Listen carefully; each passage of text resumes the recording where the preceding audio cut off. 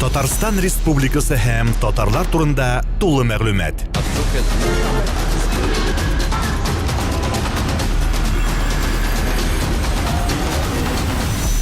Татар информ мәгълүмат агентлыгы. Илшат, хәерле көн. Сәмесез. Татар дөньясына син дәрәҗәле зур бәйгеләр аша килеп кирдең һәм таныла башладың. Соңыннан біз сені шоу-бизнеста күрдік. Шоу-бизнес концертларында күрә башладық, эстрада концертларында.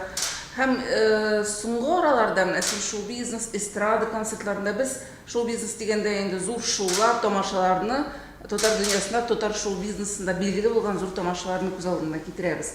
Син күренмәй башладың. Син хәзер шоу-бизнестамы, әллә сәнгатьтәме?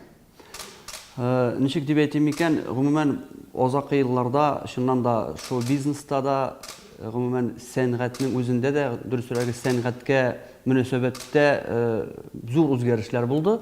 Аның теге әйбәт яклары да бар, ниндидер кыйын яклары да бар, начар яклары да бар. Шуннан да озаккы елларда мин сирәгрәк күренә башладым. Аннан теге яшь тә бара, әкрен генә инде үзем мин гомумән сикереп, нитеп йөри торган җырчы түгел, мин күбрәк җитдирәк җырларга ярата торган җырчы. Шак кына ниндидер кызыксынуым бәлки кимегәндер, менә шуны шоу-бизнес арасында бөтерелергә, артык күренергә, кызыксыну дигән әйбер бераз сүрелде. Аннары гомумән әйтәм, җырлап йөрим, концертларда катнашырга тырышам ни өчен? Менә теге язучыларның әйтә торган сүзе бар бит әле. Әгәр дә язмый тора алсаң, язма дип әйтәләр бит. Если можешь не писать, не пиши дип. Русча. Минем ниндидер шул халәттә үземнең сәнгатемне тоям. Әгәр дә мин җырламасам, сәхнәгә чыкмасам, мин шиктер ширли башлыйм. Шыннап ширли башлыйм. Балинская атырлык итеп, үлерлек итеп ширли башлыйм. Шуңа күрә мин бөтенләй югалмаска тырышам сәхнәдән. Гел гастрольләр, концертлар куеп йөрмәсәм дә, гел ниндидер яңа җырлар яздырам, эзләнәм. Менә шулай дәвам итәм. Шулай да менә син хәзер сәнгатькәр дип тә сине атыйбыз, эстрада җырчысы дип тә атыйбыз. Без чөнки сине ике бу өлкәдә дә күргән кешеләр. Һәм синнән шуңа күрә синең кебек кешеләр күп түгел. Чын сәнгатькәрдә булган һәм эстрада җырларын да югары дәрәҗәдә җырлый алган. Шуңа синнән шушы ике өлкәнең аермасын сөйлисе килә. Менә сәнгать өлкәсе нинди ул һәм эстрада өлкәсе нинди? Сәнгать дигәч, без яшерен батырын түгел, шундый илдә яшибез. Сәнгать бүгенге көндә, ничек дип әйтим, ул күбрәк энтузиастлар, талантлар кулында. Дәүләт дәрәҗәсеннән сәнгатьне нык иттереп, күтәреп, яратып, үстерә торган юнәлеш, теләк юк дигәндә инде ниләрдән, түрәләрдән, ниләрдән аны бик игътибар зур бирмиләр аңа. Безнең татар операсы да юк, татар милли музыкаль театры да юк. Беркемгә дә бәлки кирәкмидер ул. Белүебезчә, безнең татар сәнгатендә элекке үзебезнең Сәйдәшевларның, Яхиннарның шундый зур чыганаклары бар. Аларны әгәр дә барысын да күтәрсәң, татар халкының кызык нәрсә дип әйтәләр әле? Урысча интересын аңа уятырга дигән юнәлеш булса, безнең дәүләтебез тарафыннан, мәдәният министрлыгы тарафыннан шуны агитировать итсәләр, аның дәрәҗәсе күтәрелер иде, кызыксыну уяныр иде. Шул информация булмагачтан, яшьләр, алар бит инде яшьләр һәрвакыт ниндидер матур әйбергә кызыгалар, яктылыкка тартылалар. Бүгенге көндә безнең бөтен яктылык, матур әйбер телевидение, интернет аша килеп тора. Һәм аның 99-98% килә чит илдән, Мәскәүдән, урыс эстрадасы аша, урыс сәнгате аша. Шуңа күрә аларныкы матуррак булып күренә. Ул чыннан да матуррак, чөнки алар аны югары дәрәҗәдә эшли белә, югары дәрәҗәдә күрсәтә белә. Безнең каналларыбызның, безнең радиоларыбызның, безнең барысы да шәхси кулда булгачтан, алар ничек дип әйтим инде, базар экономикасы, алар акча эшләргә тырыша, алар вынуждены, урысча әйткәндә, сатырга шулай бер нәрсә сатыла, шуны саталар. Халыкның зәвыгы булмагачтан, алар инде бүгенге көндә Башмагымны да тыңлап утырмыйлар, Салих Сайдашев белән Яхинны да тыңлап утырмыйлар.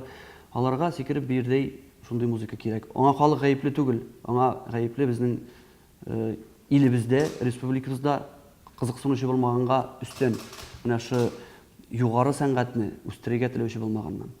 Шул гына. Үстерергә теләүчеләр бар да кебек. Мин бит килешеп бетмим синең белән. Бар да кебек. Кызыксынучылар да бар. Бәлки ничек эшләргә кирәген белмиләрдер. Бәлки моның өчен аларга нинди булса идея юнәлеш бирү кирәктер. Менә син конкрет шушы вазгыятны үзгәртер өчен нәрсә тәкъдим итәр идең? Мин нәрсә тәкъдим итәр идем? Беренчедән, менә мәдәният министрлыгы бар безнең, бит. Күп районнарда, авылларда, менә без хәзер шундый вакыт килеп җитте, хәтта авылларда, районнарда концертлар куя башладык, гади халык өчен. Яңа клублар төзелә башлады, бит. Мәдәният йортлары бәләки генә булса да клублар, алар бик якты, бик матур, җылы, анда кешенең чыгасы килә, күрәсе килә. Шушы мәдәният йортларында авыллардан ук башлап, кирәкле рәвештә бәләки балалардан ук башлап ниндидер кружоклар, түгәрәкләр булса, шунда балаларны бәләки чактан ук совет чорында булган бит ул. Гармонга, курайга, белмим анда скрипкага безгә эләкте ул, ничектер кызыксындыралар безне. Хәзер балалар нәрсә белән кызыксына? Шул ук кичтән клубка чыгып җыелышалар. Европадан килгән шул дискотекаларны куеп, шуларга бийләр.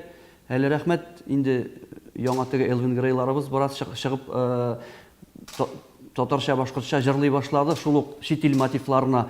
Хит анда бераз безнең тел бар. Хит әз генә, аларга рәхмәт аның өчен. Мин алар бер кашында хурламыйм. Алар тоже кирәк.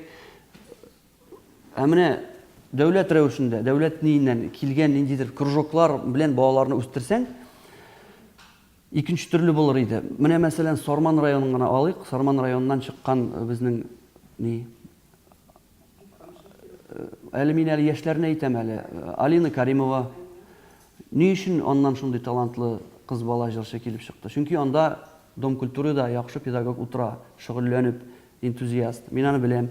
Шуннан менә безнең Ришат Тухватуллин, Филүс Кәхировлар бар бит. Ни өчен алар шундый зур дәрәҗәләргә ирештеләр? Беренчедән, Башкортстанда, Октябрьский каласында, Уфада яхшы педагоглар бар. Алар картайып бетеп баралар инде, уже бетеп баралар. Алар менә яхшы база бирә торган педагоглар бар. Балачага чактан, мондый чактан. Алар шуннан инде почти әзер җырчы булып киләләр.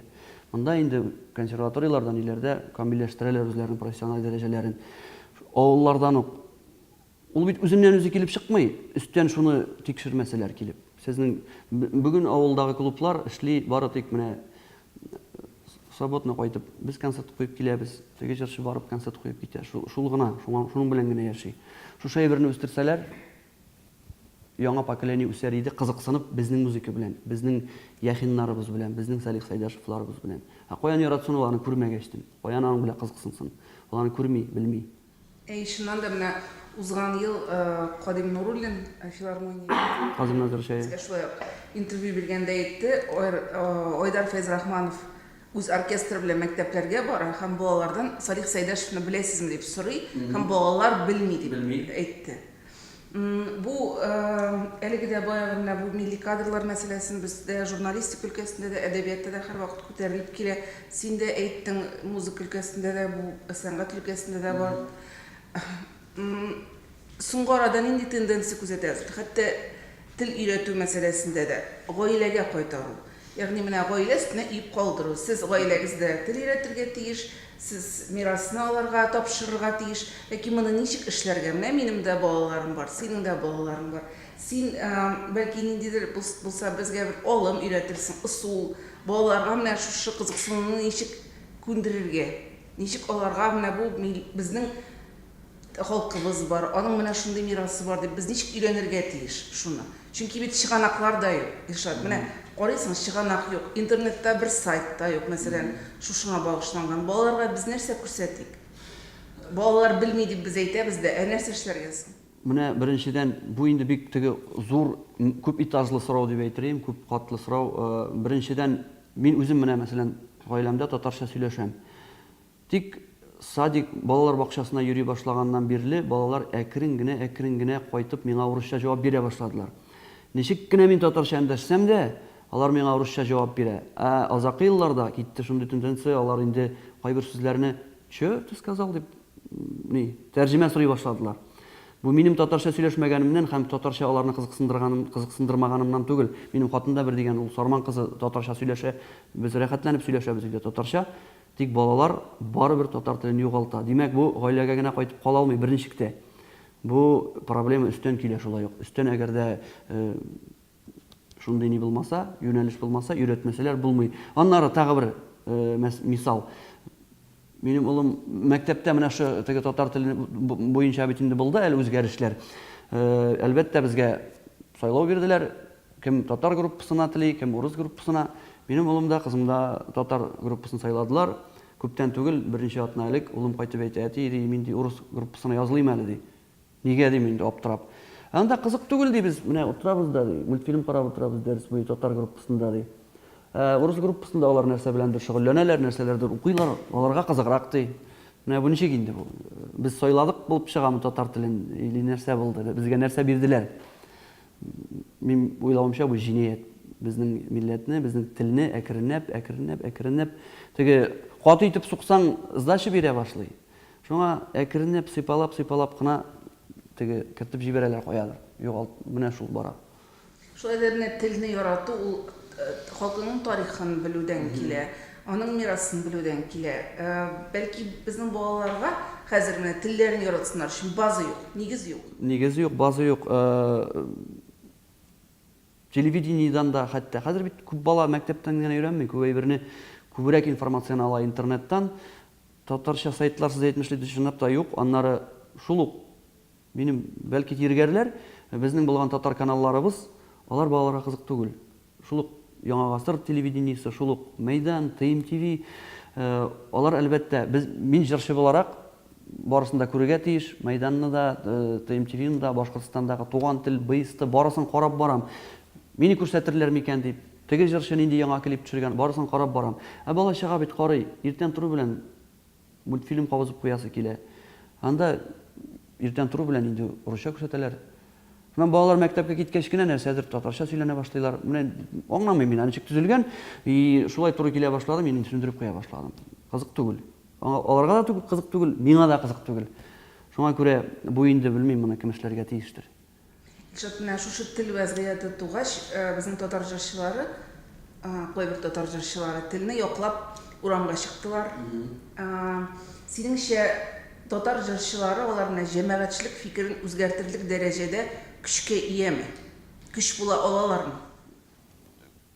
Көч була алалар ниндидер дәрәҗәдә генә, барыбер бу зур үзгәрешкә китермәячәк, әгәр дә өстән аларга, өстән дип әйтәм инде хөкүмәт тарафыннан бу әйбергә игътибар биреп, кемдер инде үзенең белмим башын куепмы, юк булай булырга тиеш түгел, моңа тотынырга кирәк, моңа игътибар итәргә кирәк дип, әгәр дә шунда күчеп китсә генә ниндидер ниле кешеләр, совестливый кешеләр, урысча әйтү сүзен тапмаган татарча. Аннан ул яшьләрнең теге чыкканнарын интернеттан да күзәтеп барам. Ул бит әле ярар алар бүген чыгалар, нидер рэплар укыйлар, алар кычкыралар, мин татарча сөйләшәм дип, туган телне җырлыйлар. Тик алай итеп кенә бит әле татар телен үзгәртеп булмый. Әле анда татар колориты юк бит әле анда. Анда алар ул татар яшьләре һаман шул чит ил ни белән сез әйтәсез, вазгыяты белән зараженныйлар алар. Анда татар рухы бик әз, анда тел генә, телнең дә әле ничәдән бер өлеше генә әйтәсе генә кала теге. Хотя бы шулай булсын инде, хотя бы шулай ишетелсен инде дип аларга молодец диясе генә кала. Чөнки алар да эндәшми башласа, алар да башын борса бетәчәк бөтенләй кебек. Менә сәяси вазгыять турында сөйләшә башладык. Ялгышсам төзәтерсең, син булмасаң. Син дип күрдем, Инстаграмда, Фейсбуктамы беренче тапкыр сайлауларга бардым дип син яздың. Мин яздым, Беренче тапкыр президент сайлауларына бардым һәм яисә гомумән сайлауларгамы? Гомумән сайлауларга бардым беренче тапкыр. Барырга булдың бу юлы. Ни өчен барырга булдым? Мин белдем ул кешенең барыбер җиңмәячәк икәнен. Мин күрәсем генә килде. барыбер кимдир санап утыра бит инде анда. Теге ул санаулар барып җитмәсә дә. Моңарчы син кызыксынмыйдыңмы сәяси вазгыять белән? Кызыксынадыр дим, һәрвакыт карап барам. Ни өчен бармыйдың син? Чөнки аның барыбер фәтвәсе булмаячагы миңа 100% ачык. Ләкин бу юлы тырышып карарга булдың, шулаймы? Теләктәшлек белдерергә булды. Әйе, теләкләшлек белдерергә булдым.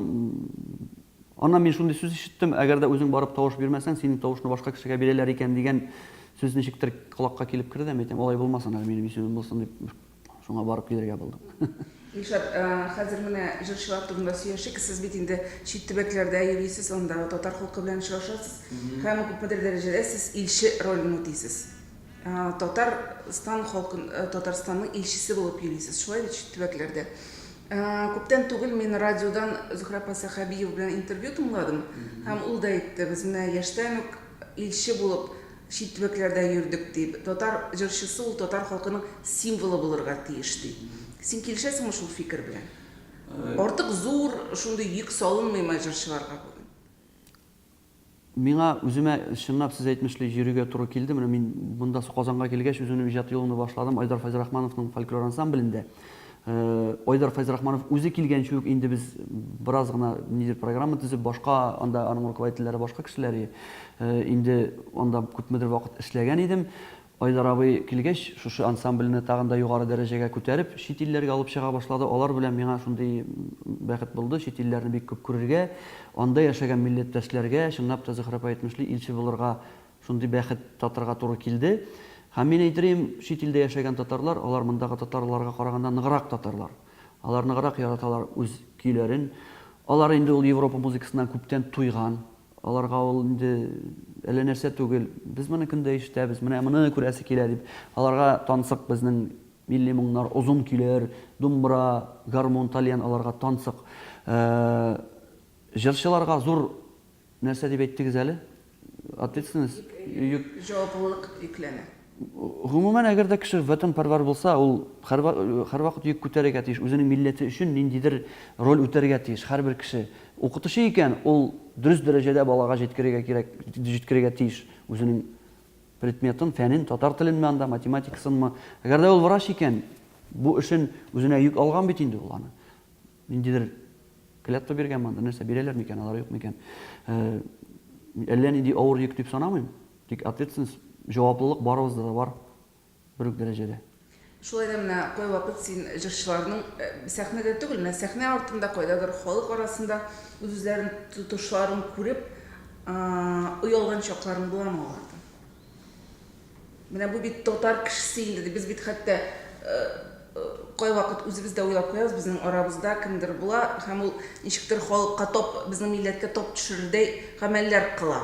Менә мин шуны җырчылар. Мин алай дип әйтмәс идем. Сәхнә артында бүгенге көндә карасаң, хәтта яшь җырчыларны алсаң да, күбесе ләнди теге тәртип боза торган андый затлар юк безнең арада. Ул бәлки теге чит ил эстрадасында, Мәскәү эстрадасында бардыр, ниндидер теге башка. Безнең сәхнә артында һәрвакыт ниндидер җылы мөнәсәбәтләр, нормаль мөнәсәбәтләр, татарчада сөйләшәләр нормаль. Хәтта ул урамда русча сөйләшеп йөрсә дә, ул сәхнә артында без үз ара барыбер татарча сөйләшәбез. Ул хәтле бөтен телен оныткан артистлар юк дип саныйм безнең арада. Кемне генә алсаң да, менә барыбер сөйләшәләр татарча. Шуңа күрә кемгәдер тап төшерерлек андый артистларны белмим мин. Бу инде син сәхнә артыннан чыгып сөйлисең. Без бит инде сәхнәдә күргән образлар төрле. Алар арасында азгынлык күренешләр дә бар, мәсәлән. Мин шуңа сорыйм. Азгынлык күренешләр, мин хәтта нәрсә турында әйткәнегезне бүген аңламыйм. Нәрсә бу азгынлык күренеш сәхнә артында? Димәк, мин күрмәм. Бәлки мин төшеп калганмындыр бераз нидән, шоу-бизнестан. Күргәнем юктыр бәлки. Күзәтеп барасыңмы соң? Күзәтеп барам, мин теге мөмкинчелек булганда катнашам, ниндидер концертларга чакыралар икән, барып һәрвакыт җырлыйм, хәтта хәйрия концертларында да барып катнашырга яратам. Аннары шундай әйбер бар бит. Мин мәсәлән үзем төртелгән бар шундай әйбер белән кемдер турында әйтәләр миңа. Ул җүнле кеше түгел, ул начар, ул шулай андый тегенди дип әйтәләр. Үзем барып аның белән сөйләшәм дә, ничектер нормаль кеше бугай бу дип, минем үземнең фикерем башка төрле була. Бәлки ул минем белән бер төрле, тегеләр белән бер төрледер. Бәлки үзең нинди буласың, синең белән шундый булалардыр, бәлки шуңадыр. Шуңа күрә мин әллә нинди пычраклык, зуартсыз әйбер күргәнем юк сәхнә артында. Синең бүген үзеңә менә танылу җитәме? Ничек дип саныйсың, халык арасында танылу? Менә ничек дип әйтим икән, бүгенге көндә бит ул икенче төрле ничектер. Танылырга була хәзер интернеттан берәр начар сүз кычкырасың да, иртәгә сине бөтен дөнья белә. Андый танылу да була. Танылу була үзеңнең хезмәтең, үзеңнең сәнгатең белән, үзеңнең эшеңне күп еллар синнән соң да кабатласыннар иттереп танылырга була. Бу икенче әйбер, авыррак әйбер, әмма дә ләкин затлырак әйбер. Шуңа күрә баштарак әйттем бит. Шын сәнгать, шын җыр, шын безнең милли музыка бүгенге көндә ничектер бик кирәк түгел кебегрәк нидәме, хәлдәме, кеше аны үзе аңламый, ул аны кирәк икән аңлый соңарак. Әле кеше барасы теге ничектер күзен йомып, йоклап, ниндидер музыка тыңлап йөргән төслегрәк, шундыйрак халәттә. Шуңа күрә мин ашкынмыйм әллә нинди зур, теге известный булырга. Миңа калса, әгәр дә ниндидер затлы, качественный әйбер эшлисең икән, ул барыбер үзенең изен калдыра, аны барыбер искә алалар, барыбер яраталар. Шулай. Әйе, мин супер популяр җырчы түгел. Минем күп җирдә мине бөтенләй белмиләр. Әмма ләкин шул халык арасында мине яраткан тамашачылар барыбер бар. Күп түгелдер бәлки. Әмма ләкин алар бар.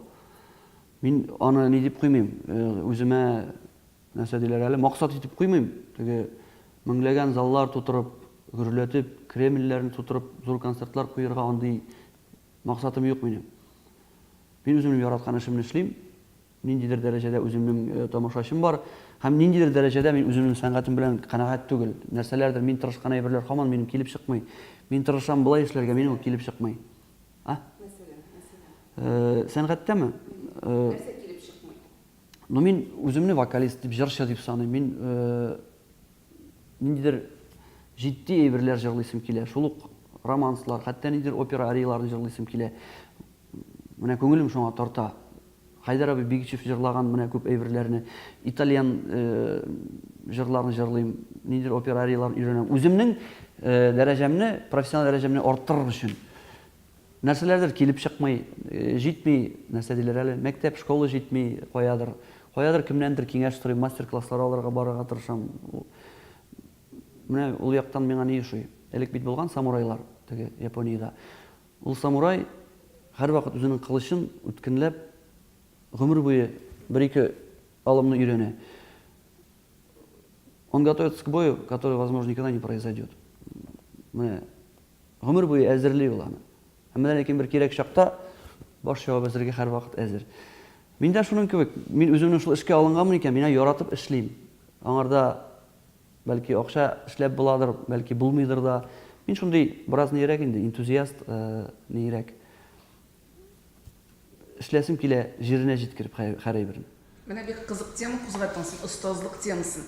Татар сәнгатендә менә син күзаллаган югары дәрәҗәдәге белем бирүдә остазлар бармы? Остазлар бар, әмма дә ләкин система юк. Төгәл система. Менә без бая сөйләшә башладык бит, эстрада, там югары сәнгать тагын нәрсә. Бездә мәсәлән шул консерваториялар, шул университет культуры, училищелар бар. Алар барысы да укыта күбрәк классик юнәлештә. Шул анда опера алымнары, вокалистларны алсаң, җырчыларны алсаң, алар күбрәк өйрәтә бит инде Италия мәктәбе белән, итальянская школа буенча. Ул җырчылар азакта үзенең менә укып чыккачтын күбесе, кайберсе менеп китә, ниндидер үзенең юлын таба опера сәнгатендә, тик бездә түгел, каядыр еракта, санап китсәң бик күп егетләр ана безнең Розельгатин хәзер Ляскалда җырлый, каядыр табалар, тик монда үзләрен таба алмыйлар алар. Яисә дәрәҗәләре үсеп җитәлми профессиональ, яисә инде кирәкләре чыкмый. Эстрада безнең ничектер менә шу опера мәктәбе буенча укып, сәхнәгә эстрадага килеп чыгу, ничектер теге Париж через Мамадыш теләрмәле шундыйрак нәрсә кебек. Бездә эстрада мәктәбе юк бит ул, гомумән. Ул бит инде комплекста булырга тиеш, бөтенесе. Юк ул бездә, гомумән юк эстрада мәктәбе бездә. Менә син кемдә укырга хыялланыр идең? Хәтта дөнья күләмендә. Дөнья күләмендә кемдә укырга хыялланыр идең? менә тотып кына әйтә алмыйм. Кумир устазың бармы синең менә? Минем яратып тыңлаган җырчыларым бар элек-электән. Бәләкәй чактан тыңлап үскән җырчыларым әлбәттә татар җырчылары булса, шул ук Башкортстанда үскәндә тыңлыйдыр үзебезнең Фәдис Ганиев, анда әле бүгенге көндә дә анда популяр. Аннары монда Казанда инде әлбәттә Илһам абый Шакиров, Салават абыйны тыңлап үстек инде бәләкәй чакта, әлбәттә ул безнең нибезгә җырга мәхәббәтне тудырудан ниндидер үзенең эзен калдырды. Училищега кергәч, теге уже профессиональ дәрәҗәдә укый башлагач, анда тыңлыйсың бит инде дөнья күләм мастерларны, шул ук урыс җырчыларын тыңлыйдыр менә, мәсәлән, Сергей Яковлевич Лемешевның сәнгатен мин аның җырлаган бөтен репертуарын тыңлап, яттан белә торган чаклары бар иде. Әле дә, әгәр дә искә төшерсәм, бөтен җырлаган репертуарын беләм диергә була аның. Үзебезнекеләрдән әйттем инде, Илһам Шакировны бик ихтирам итәм. Гомумән мин күбрәк гашыйк классик музыкага. Менә син татар халык җырларында халыкка кайтаруда зур эш башкарасың, чөнки менә без татар халык җырларын синең вариантта мин үзем бик тыңларга яратам.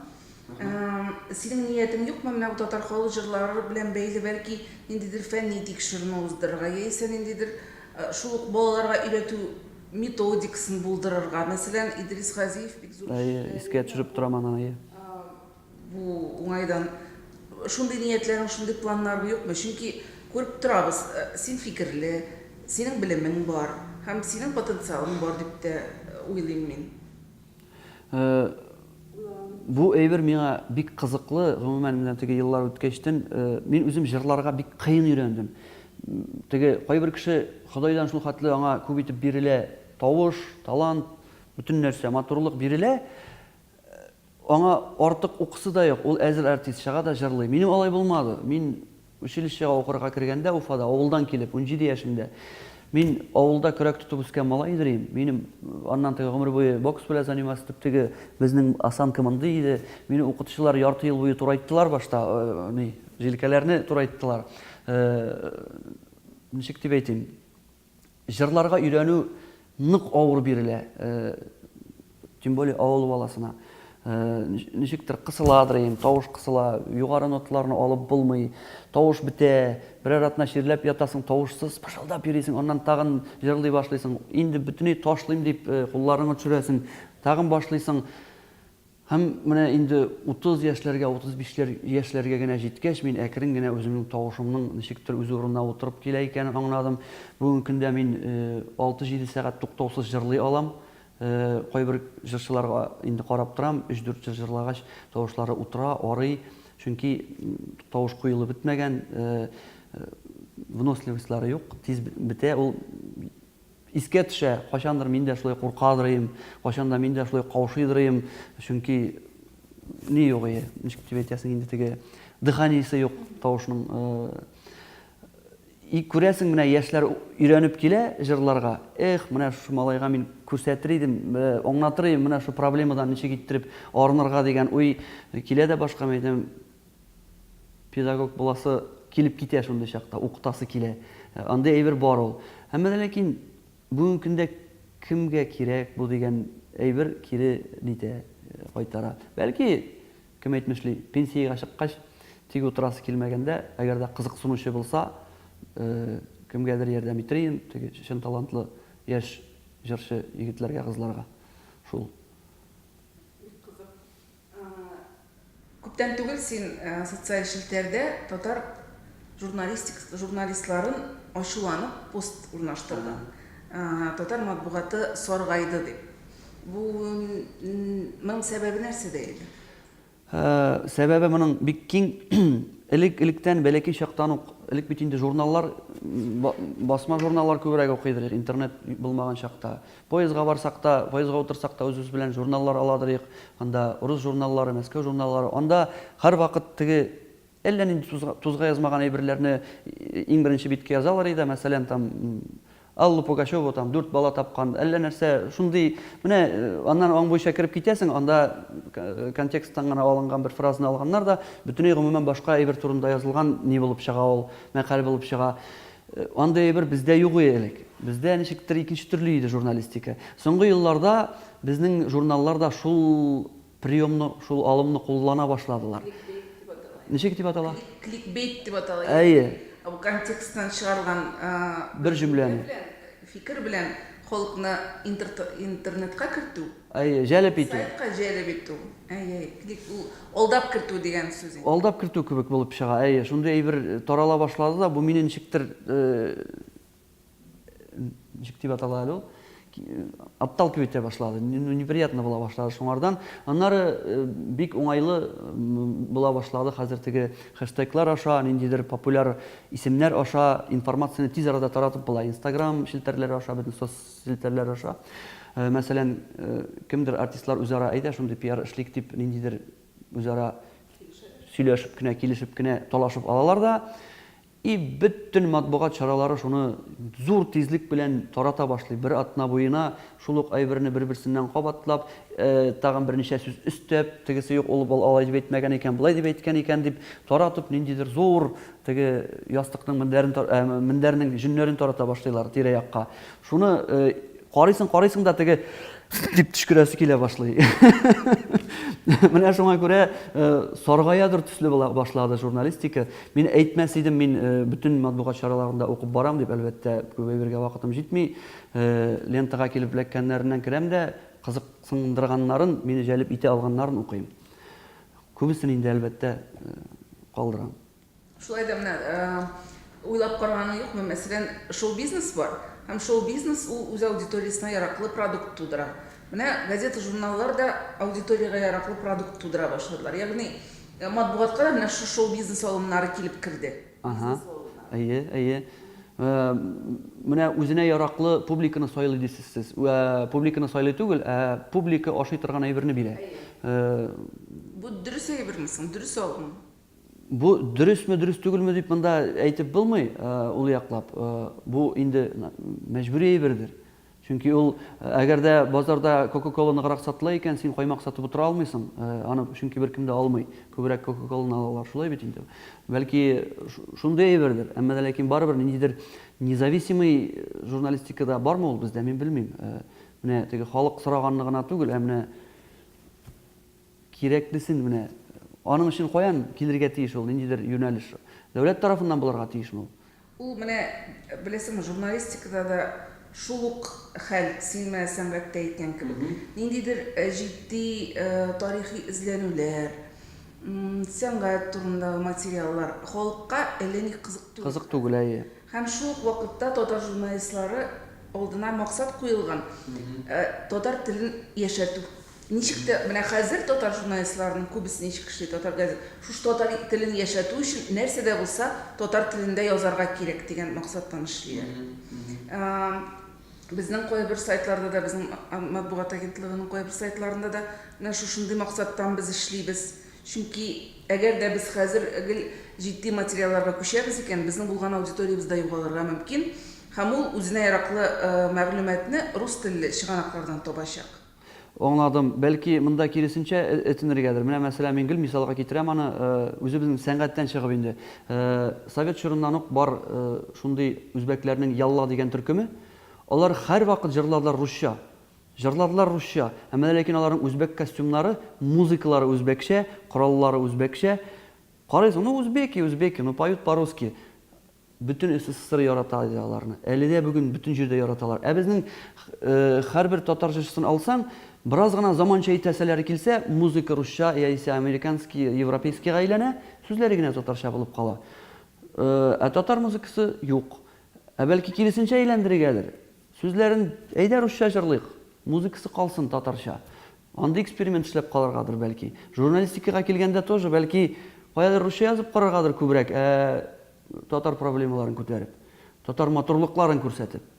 Чөнки күп татар балалары русча әйбәтрәк сөйләшә, русча яхшырак уйлый. Бәлки шуны күреп алар татарча белән ныграк кызыксына башлар. Шуңа күрә теге кәртләрне кайбер чакта бит инде бутап, перетасов итәләр. Шундый фикер. Бик кызык фикер, мондай фикернең яңгыраганы юк иде. Дөресен әйтим. Һәм бу бик провокацион фикер дип әйтер идем. Һәм тагын бер сорау, менә күптән түгел Казан Милли мәдәният үзәгендә Әнвәр Сөләймановның иҗат кичәсе үтте. Син бу иҗат кичәсендә катнаштың. Анда катнашкан берничә җырчының берсе идең. Һәм анда халыкның бик аз булуын күреп, безнең журналист бик күңелсезләнеп кайтты. Һәм интернетта репортаж чыкты. Кешенең аз булуы да, аппаратурның эшләмәве дә анда язылган иде. Һәм син шул вакытта кеше кадере турында фикер яздың социаль челтәрдә. Менә бүгенге көндә, менә журналист турында сүз бара. Гомер буе татар журналистикасына хезмәт иткән кеше турында сүз бара. Иҗат кешесенең кадере бүгенге көндә бармы? Югары дәрәҗәдәме? Син уйлаганың бармы менә гомумән кеше кадере турында? Без бер-беребезнең кадерен беләбезме? Biz fikirli bilüşçe татарларыбызның кадерен беләбезме? Biz чын сәнгатькәрләрнең кадерен беләбезме бүгенге көндә? Ул гомумән нәрсә дип әйтәм, шундый тенденция бар сәнгатьтә генә түгел. Урамда менә бала-чагалар уйнап утыра бит әле теге кумлыкта, песочницада. Мәсәлән, тота да берсе теге югында аның уенчыкларын бата, ниндидер этлек эшли аңа. Аңа әйтәсең икән, ник алай әйтәсең? Син икенче шулай әйтсәләр, ул бит юк бит әле, ул күрми. Менә элек бит шундый сүз бар иде, нәрсә дигән. Поступай с людьми так, как хотел бы, чтобы с тобой поступали. Менә шул әйберләр эшләми хәзер. Менә ул бит инде ниндидер канун, закономерность, кешегә начарлык эшләмә, үзеңә кайтыр дигән әйбер бар, яисә үзеңә яхшы булырлык, менә алар сиңа ничек эшләсеннәр, син дә шулай эшлә дип әйткән әйбер хәзер ничектер эшләми. Шул әйберләрнең ни дәрәҗәсе төшеп бетте. Шундый әйбер инде урамда да булгачтын, нинди иҗат турында сөйләргә була. Хәзер иҗат менә аудитория 1000 кешелек зал. Шушы залда 1000 кешенең бер 10-15 бәлки иҗат турында уйланалар. 10-15 кеше. Калганнары ничектер былай по настроению җил кая исә шундай йөри торган. Әйтәм бит, йоклап теге. Менә безнең шундый музыкант бар, Марат Мухин. Бөтен җырчыларыбызның аранжировкаларын эшли торган, югары дәрәҗәдә эшли торган иң шәп музыкантларның берсе ул бүгенге көндә Казанда. Мин аңа бөтен алтын барс премияларын аңа бирер идем, бөтенесен. Чөнки ул иң яхшы җырларны эшли бөтен җырчыларга. Мин кайчакта сәхнәгә чыгып җырлаганда, минем җырлар арасында да аның аранжировкалары күп. Кеше кул чаба. Мин дидем, кара булар, мен әйтәм, миңа түгел, Марат Мухинга кул чаба инде дидем. Чөнки шул менә барабан сукканга шул вакытта кул чабалар алар. Син ниндидер җырның матур җирендә, ниндидер матур сүз әйткәндә түгел, менә где качает, там и хлопает. Менә шуңа күрә иҗат дигән әйбер монда гомумән каядыр ни, ерак әллә кайда. Сирәк-мирәк кенә ялтырап китә ерактан. Юк ул гомумән. Бу шушы битарафлык син әйткән менә бу кызыксыну булмаудан килә инде, алдарак әйткән. Әйе, кызыксыну булмаудан. Кызыксыну булмауның причинасы инде үзем әйткәнчә юк, дәүләт тарафыннан андый политика юк. Максат юк андый. Соңгы арада табигатьтә яшисең бай, табигать манзараларын күрәбез. Синең лентада без хәзер социаль челтәрләрдә мәгълүмат алабыз бит инде, шуңа күрә син күзәтеп барабыз журналистлар. Табигатькә якынаюың дип әйтимме? Әллә син һәрвакыт якын булдыңмы? Хәзерге якынаюың булса, ул нәрсә белән бәйле? Мин гомумән табигатькә һәрвакыт якын идем, чөнки авылда үстем. Без авылда үскәндә нигәдер минем урамда бала-чагалар әз иде. Башка балалар белән уйнар өчен авылның теге башына чит урамга барырга кирәк була торган нигәдер шулай. Шуңа мин күпчелек вакыт бәләки чактан ук ярата идем бер үзем урманга китергә.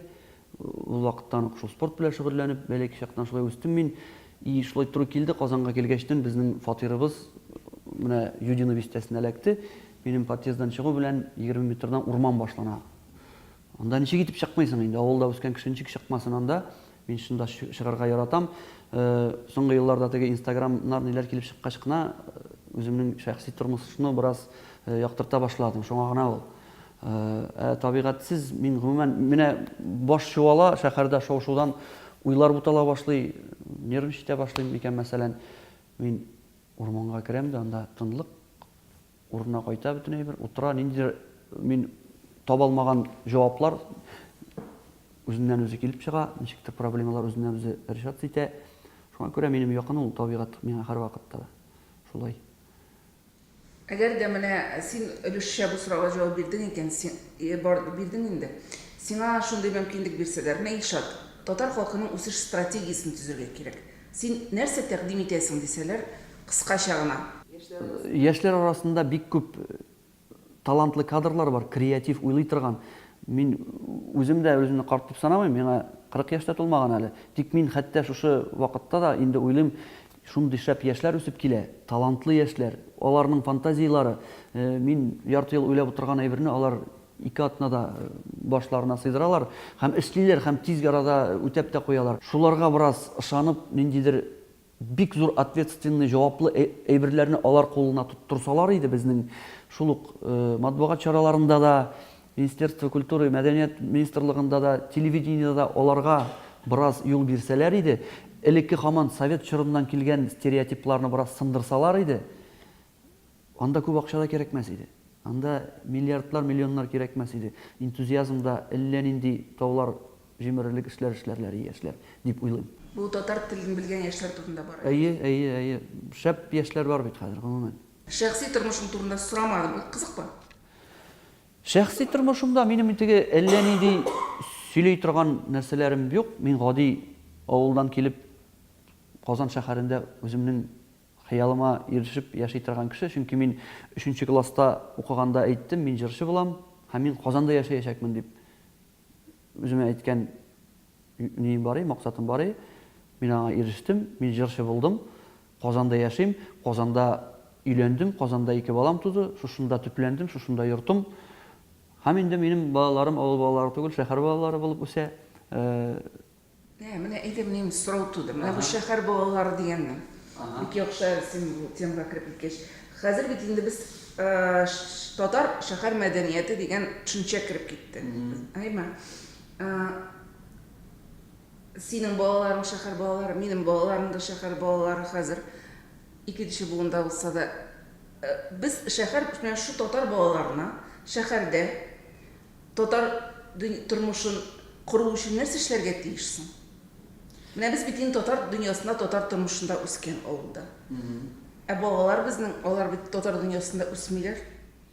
Татар дөньясы дигәчтен нигәздер без тотабыз да шул һаман түбәтәйле гармонлы авылдагы абзыйларны шул тормышны күз алдына китерәбез. Татар тормышы бит ул шәһәрдә дә булган элек. Менә элек татар теге Фатих Амирхан чакларында мәле, менә мин даже рәсемнәрен карап утырсаң, теге фотографиялары бар бит, менә элекке язучыларның нинди затлы булганнар алар, нинди ана теге Антон Павлович Чехов кебек киенгән, теге пенснелар кигән, матур алтын сәгатьләр элгән, шундый солидный итеп утырган татарлар шагы булган бит әле, шәһәр татарлары. Тукайлар да нинди затлы булган. Нигә шулар тормышын, шул татарларны безгә күрсәтмиләр икән соң, менә мәдәни ниләрдә теге кинолар төшерәләр. Шул вакытны гел тоталар да татар дигәч, мискин түбәтәй кигән, көрәк тоткан, сәнәк тоткан, пишән авылдагы эшли торган шул крестьянны генә күрсәтәләр. Бай татарлар булмаганмы, бизнесмен татарлар булмаганмы шул вакыттагы. Татар китабы бар, шәһәр татарлары җырлары дигән сборник. Анда күпме җырлар бар, шәһәр татарлары дигәчтен мин уйланган идем, нинди булган микән шәһәр татарлары дип. Хәтта менә бүгенге көндә бер-ике кеше бар Казанда элекке татар туйларын үткәрә торган. Күреп ах иткәнем бар, нинди матур татар туйлары эшлиләр икән. Теге авылча әйтеп түгел, фақат шәһәр татарлары туйлары. Бу бит тоже зур тема. Нигә аны күтәрмиләр икән? Нигә шуны чыгармыйлар икән? Информация юк. Интернетта табып булмый. Хәзер инде библиотекаларда чукынып утырасы гына каладыр. Минем вакытым юк аңа. Менә бер төркем татар яшьләре, алар шу татар шәһәр мәдәниятен булдыру идеясе белән янып йөриләр. Ләкин ул яңа мәдәният, ул менә мәсәлән Йолдыз Миңнуллина иҗаты, син белсәң инде, җырчы Мубай иҗаты, шулай безнең татар рэперлар иҗаты. Белмим ни дәрәҗәдә балаларны кызыксындырып булыр шул мәдәният. Рэперлар алар тагын бит инде алар гомумән яңа әйбер, ул негрлардан килгән әйбер бит инде, кара кешеләрдән килгән. Рэп бит ул негрларның урамда җырлап йөри торган җырлары. Татар балаларын кызыксындырып буламы шуның белән? Татар дөньясына, татар теленә җәлеп итеп буламы? Ниндидер дәрәҗәдә кирәктер әлбәттә. Гомумән булырга тиеш барсы да, рэп та булырга тиеш, джаз да булырга тиеш, рок та булырга тиеш. Тик ул основной юнәлешкә әйләнергә тиеш түгел. Казаннарга барсаң дустым, Казан суларын буйла шул. Җилсез күндә тал селкенсә, мине сагынган дип уйла. Җилсез күндә тал селкенсә, мине сагынган дип уйла. Без урамнардан узарбыз, жырлый сызгырып шул. Якыңа килсә, йокла җаным, уятырмын сызгырып. Йокыңа килсә, йокла җаным, уятырмын сызгырып. Акышлар оча һавада, ерактагы далада шул. Җаным сөйгән кара кашым, көтә булыр Казанда. Җаным сөйгән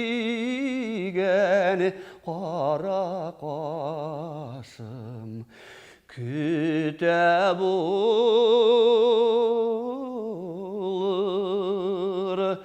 Казанда.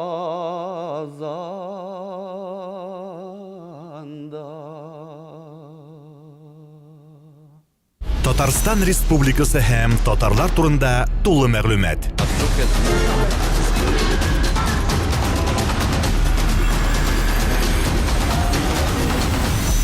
Татар информ мәгълүмат агентлыгы.